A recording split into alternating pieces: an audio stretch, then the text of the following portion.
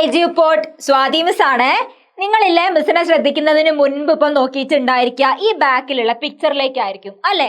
പലരും ഇപ്പോഴും നോക്കിക്കൊണ്ടിരിക്കുന്നത് ആ പിക്ചർ ആയിരിക്കും. നല്ല പിക്ചർ ആണല്ലോ, അടിപൊളിയാണല്ലോ എന്ന് വിചാരിച്ച് നിങ്ങൾ നോക്കുന്നുണ്ടായിരിക്കും. മിസ് ചോദിക്കുന്നത് എന്താണെന്നറിയാവോ? നിങ്ങളുടെ വീട്ടിൽ നിങ്ങൾക്ക് ഇഷ്ടമുള്ള ഒരു സ്ഥലത്ത് നിങ്ങൾക്ക് പഠിക്കാൻ വേണ്ടിയിട്ട് മാത്രമുള്ള ഒരു ഏരിയ ഇതുപോലെ ഉണ്ടെങ്കിലോ, ഇതുപോലെ എന്ന് ഉദ്ദേശിക്കുന്നത് ഇത്രയും അടിപൊളി സെറ്റപ്പ് ആയിട്ടൊന്നും അല്ല മിസ് ഉദ്ദേശിക്കുന്നത്.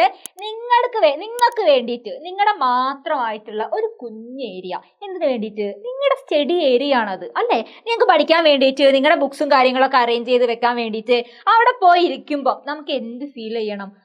സമാധാനം, നല്ലൊരു ആശ്വാസം ഫീൽ ചെയ്യുന്നു. ആരുടെയും ശല്യമില്ല, വേറെ ഒരു ഒച്ചയും ബഹളങ്ങളും ഇല്ല. നല്ലൊരു സമാധാനത്തിലുള്ള ഒരു ഫീലില് പുറമേക്ക് ജനലൊക്കെ ഒന്ന് തുറന്നിട്ട് കഴിഞ്ഞാൽ നല്ലൊരു കാഴ്ചയൊക്കെ കാണാൻ പറ്റുന്ന ഒരു സമാധാന ഏരിയ. അങ്ങനത്തെ ഒരു ഏരിയ നിങ്ങൾക്ക് പഠിക്കാൻ വേണ്ടിയിട്ട് വീട്ടിലുണ്ടോ? നിങ്ങൾക്ക് എത്ര പേർക്ക് നിങ്ങൾക്ക് പഠിക്കാൻ വേണ്ടിയിട്ട് മാത്രം ഒരു സ്റ്റഡി ഏരിയ ഉണ്ട്? അതിനുവേണ്ടി എക്സ്ട്രാ ഒരു റൂമോ, ഫുൾ AC റൂമോ, ഫുൾ അടിപൊളിയായിട്ടുള്ള കുറെ ബുക്ക് ഷെൽഫോ കാര്യങ്ങളോ ഒന്നും അല്ല മിസ് പറയുന്നത്. നിങ്ങളുടെ റൂമിനകത്ത് നിങ്ങൾക്ക് ഒരു കുഞ്ഞ് സ്പേസ് എങ്കിലും നിങ്ങൾക്ക് പഠിക്കാൻ വേണ്ടി നിങ്ങൾ മാറ്റി വെച്ചിട്ടുണ്ടോ? അങ്ങനെ ഒരു ഏരിയ നിങ്ങൾക്ക് ഉണ്ടോ? അങ്ങനെയുള്ളവരൊന്ന് കമന്റ് ചെയ്യണം. ആ മിസ്സേ എനിക്കുണ്ട്, ഞാൻ സ്റ്റഡി ഏരിയയിൽ തന്നെയാണ് പഠിക്കുന്നത്, ഞാൻ അങ്ങനത്തെ ഏരിയ സെറ്റ് ചെയ്തിട്ടുണ്ട് എന്നുള്ളവർ ഒന്ന് കമന്റ് ചെയ്തേക്കണേ. ഇനിയിപ്പോൾ അങ്ങനെ സ്റ്റഡി ഏരിയ ഒന്നും സെറ്റ് ചെയ്യാത്ത ആൾക്കാരുടെ കാര്യം മിസ് പറയട്ടെ.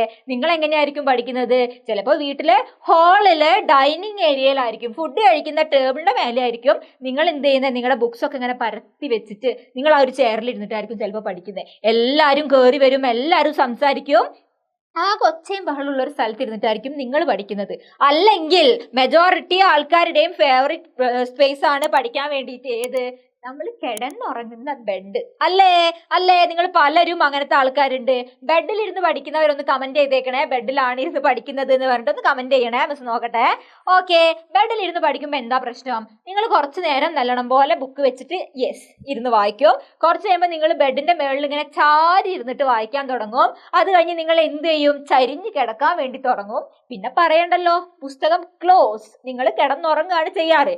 അതാണ് ഏറ്റവും വലിയ പ്രശ്നം. നിങ്ങൾ പഠിക്കാൻ വേണ്ടിയിട്ട് ഒരിക്കലും ബെഡിൽ ഇരിക്കരുത്.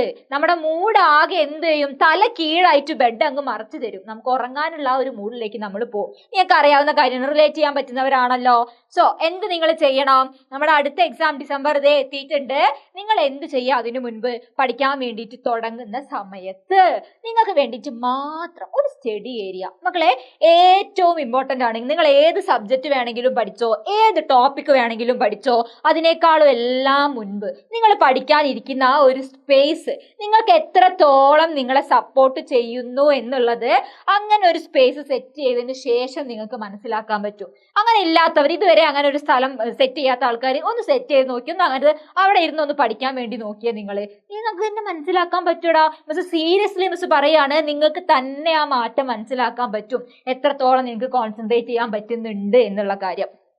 വെറുതെ നിങ്ങൾക്ക് നിങ്ങൾക്കൊന്ന് നോക്കിക്കൂടെ? പരീക്ഷിച്ച് നോക്കാലോ, ശരിയാണോ മിസ് പറയുന്നത് എന്നുള്ളത് നോക്കാൻ വേണ്ടിയിട്ടെങ്കിലും നിങ്ങൾ ഒരു സ്റ്റഡി ഏരിയ ഒന്ന് സെറ്റ് ചെയ്ത് നോക്കിയാൽ നമുക്ക് നോക്കാലോ എങ്ങനെ ഉണ്ട് എന്ന്.